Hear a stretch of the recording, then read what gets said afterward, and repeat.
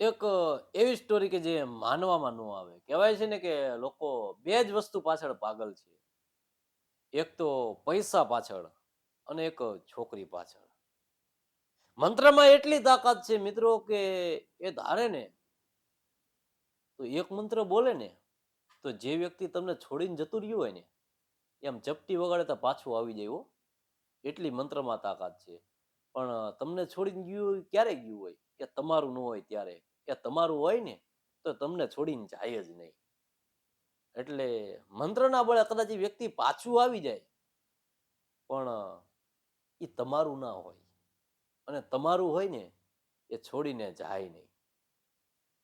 અને મંત્રમાં એ પણ તાકાત છે કે તમે મંત્ર બોલો, ઉપાસના કરો એટલે પૈસા આવે. પૈસાના ઢગલા થાય એટલે કે તમે જે ધંધો કરો, કામ કરો, એમાં બરકત એટલી મળે તમને દિવસે ને દિવસે. ગ્રાહક એટલા બધા આવે કે તમે કામમાંથી નવરા જ ના થાવ.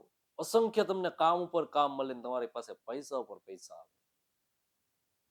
પણ આ તમને જે વાત કરવા જઉં છું એ વાત થોડી અટપટી છે, તાંત્રિકની વાત છે. એક ગામની અંદર એક સંત મહાત્મા નીકળે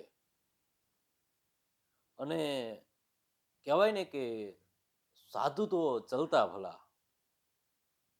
એક વ્યક્તિ આ સાધુને મળે કે મહારાજ મારે ત્યાં તમે પધારો, મારી વાડીએ પધારો.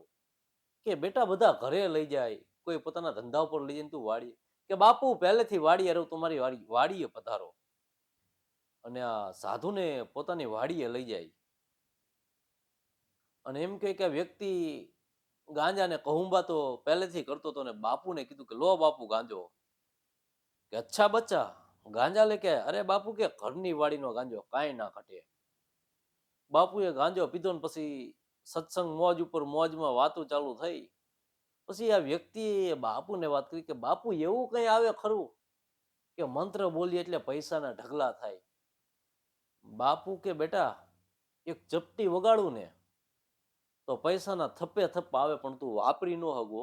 કે કેમ કે તારા નથી, તારી મહેનત ના હોય ને તો તું વાપરી હક. તારી મહેનત ના ન હોય ને તો તું વાપરી ન હક. એક રૂપિયાને તું હાથ પણ ના અડાડી હક. કે હું માનું નહીં કે હું તો વાપરી જાણું. કે ભલા માણસ તું વાપરી ન હક. ક્યારે હું વાપરી જાણું કે તારા ભાગમાં પણ ના આવે. તને ખબર છે તારી મહેનત ના ન હોય ને, હરિકૃપા ના હોય ને તો તારા હાથને એક રૂપિયો પણ ના અડે. તું એ રૂપિયાને હાથ પણ ના અડાડીએ હરિની કૃપા ન હોય તો. કે એમ બાપુ કે હા કે તો મારે જોવું છે બાપુ. એમ કે હા કે એક કામ કર, એક ઘોડ ગોતી આવતું ખાલી. કે બાપુ પૈસાને ઘોડને શું લઈને દેના. કે તું ઘોડ લઈ આવ પણ 3.5 કિલોનું કે એથી વધારે હોવું પડે. એથી ઓછા વજન વાળું ઘોડ હોય નહીં. કે હા એથી ઓછા વજન વાળું ઘોડ હોવું ના જોઈએ. જો એટલા વજન વાળું ઘુવડ હશે ને તો હું તને પૈસા ઉતારી દઈશ. તારા ભાગ્યમાં હશે તો રહેશે, બાકી નહીં રહે. કે બાપુ લાવી તો દો પણ એનાથી પૈસા ઉતરે એની ખાતરી હું. ઘુવડ તો કે અમારા ગામમાં ઘણા બધા છે. તો બધા પૈસા ન ઉતારે. કે નહીં એમ નહીં કે એની વિધિ આવે ને મંત્ર તંત્ર આવે. વ્યક્તિ કે બાપુ ઘુવડ તમને હું 3 દીમાં હાજર કરી દઉં. કે કોઈ વાંધો નહીં, 3 દિવસમાં હું આટલા જ વિસ્તારમાં ભટકતો હશું, ગમે ત્યાં મને ગોતી લેજો રોડ ઉપર. કે કોઈ વાંધો નહીં. આ વ્યક્તિ એમ કહે કે જંગલમાં જાય, એક પીપળથી બીજી પીપળ ને એક પીપળાથી બીજા પીપળ, અંતે ઘોડની બખોલ ગોતે. આ ભાઈ 2 દિવસ રાત ને દિવસ રાહ જોઈને બેઠા ક્યારે ઘોડ આવે ને ક્યારે બહાર નીકળે રાહ જોઈને. અચાનક એક રાતે જોયું ઘોડ બરાબર એમ કહેવાય કે બખોલમાંથી બહાર નીકળે ને આને પકડી લીધું. પણ 3.5 કિલા ઉપરનું ઘોડ હો. ઘોડ લઈ જાય પોતાની વાડીએ અને આ બાજુ બાપુને ગોતી નાખે. આવો બાપુ ઘોડ ગોતું મેં. સંતને થયું કે આ વ્યક્તિ નક્કી મને પાપમાં નાખશે. બોલ્યો પણ હવે મારે બોલીને ફરવું પણ કેમ.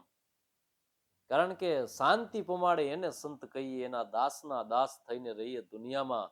શાંતિ પમાડે એને સંત કહીએ. અને એક ડગલું આગળ જોયા મેં જનની સી જગત સંત.